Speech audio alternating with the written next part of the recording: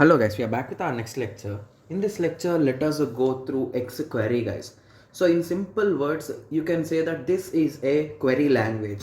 So it is nothing but XML query language guys. So XQuery is a general purpose query language for XML data, and it is also standardized by W3C, that is nothing but World Wide Web Consortium. Okay, it is a query language. Okay, so you can go through this guys. From 2005 it was introduced, and it is popularly called, or it is collected or borrowed from SQL, XQL and XMLQL. Okay, so the main keywords which you can say are for, let, where, order by and result. So this is the format you can say guys. Okay, and this format is popularly called as floor. Okay, so the exact order: for, let, where, order by, result. So basically in place of a result it will be return, because we will not be showing or will be not be using result guys, we will be using return. So we will be returning the result. Okay, so for is nothing but a replacement for from, where is a replacement for where, order by is for order, result is nothing but for select, or you can write for return also guys. Return is also for select only. Let is nothing but you will be allowing some temporary variables. Okay guys, don't worry, once you are going through an example you'll be getting a clear idea guys. You'll be recalling the syntaxes of SQL also. Okay, so I hope everyone has some basic idea about SQL, right? Okay, so in SQL the syntax will be in this way. If you recall, select a star from, where, condition you'll be writing, and then you will be writing order by and all those things, right? Yes. So in the similar way here you will be using the format FLOR we discussed just now. So for, let, where, order by and return. Okay, so here for class uses XPath expression and variables in for class range over the value of the set of XPath. So basically we discussed about XPath in our previous lecture, right? So how the structure of the XML file, so how you can go inside things in XML, we discussed about that in our previous lecture. Okay, so if you take a small example here, so here for is nothing but from, $x is nothing but you are storing it in it guys. So $x in university 3 course.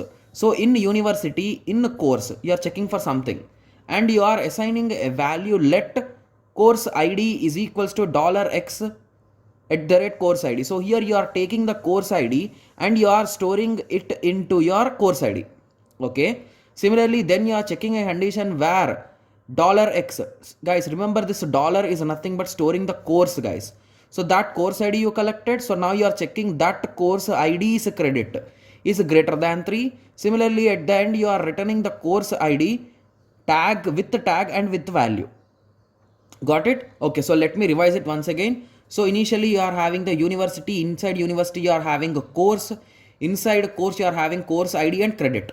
Okay, so you are trying to get these two values guys. So from university course you collected the first course and you stored it in X. So once you got the course you assumed a variable for course id. So you collected that excess course id and you stored it in course id. Okay, so now course id has been stored, and then you are checking the condition for the credit. So credit should be greater than 3. So if it is greater than 3 you are storing it, and at the end you are returning it. So if it is greater than 3 only, then you are returning it guys. You are not storing it, you are returning it. So you are returning in between the tags. So course id close, in between the tags you are passing the value. Okay, so the item in the return class of XML tells unless enclosed in flower brackets, in which case these are evaluated. So basically you should make sure that you are using flower brackets guys. Okay, similarly you can go through multiple examples guys. So here there is no where condition, all those things, so you are directly selecting from $x in university credit grade. Here only you are writing the condition and you are returning it directly the course id from here. You are not storing them anywhere, you are directly selecting it using XPath query only. Okay, similarly you can directly do in this way also. Okay, so even you can have the concepts of joints guys. So in our DBMS we know about joints, right? So whenever you want to collect data from 2 or more tables, we will be going through the concept of joints, where you will be combining both the tables to get the data. Okay, so there are multiple types of joints also, we discussed about them in our database management system normal course or normal lectures. Okay, so joins are specified in a mannerly very similar to SQL.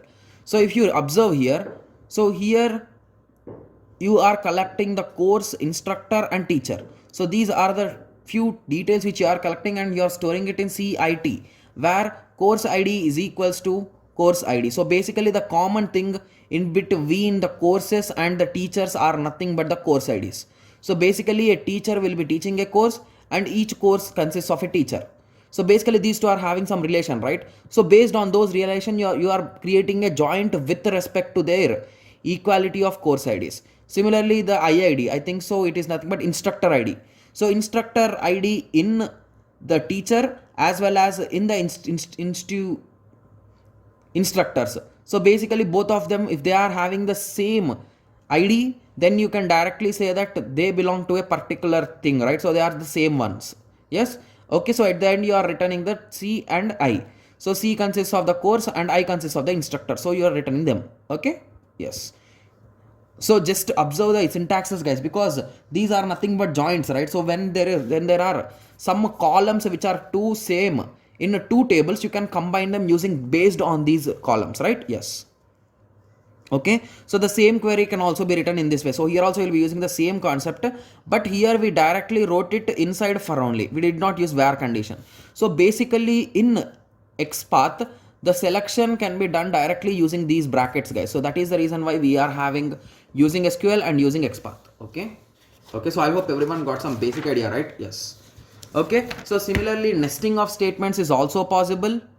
Okay, so nesting means you can use a for, okay, and you can use flower brackets and all those things, and you can do, guys, just to go through these concepts, guys, because these are just syntactical expressions which you can just refer them. Okay, similarly you can do grouping and aggregation also. Okay, and similarly you can do sorting also. So sorting means we will be using the fourth letter, that is nothing but order by. Okay, so order by decreasing or order by increasing. So those are the both possibilities which you can use to sort them. Okay, okay, so even you can do with the names, right? So based on the alphabetical order. Yes, similarly order by course ID, that is nothing but in ascending order. Sorry, yeah, in ascending order from 1 to 10 in that way. Okay, okay, so similarly it will work, guys. So basically there are some more functions which you can just go through, and you can even define your user defined functions also, guys. So if you observe here, declare function local colon department underscore course. So this is the function name, guys, which you are defining it locally, which can be used based on your requirement. Okay, so in that way you can define your own functions also. Okay, so these are the some kind of basic introduction about X query, guys. So the thing is that I did not learn these kind of concepts in detail, so I'll be just giving you some introduction only, guys. Okay, okay, so I hope everyone got some basic idea at least about X query. So in the next lecture we will be going through XSLT. Okay, so let us meet in the next lecture. Thank you, thanks for watching.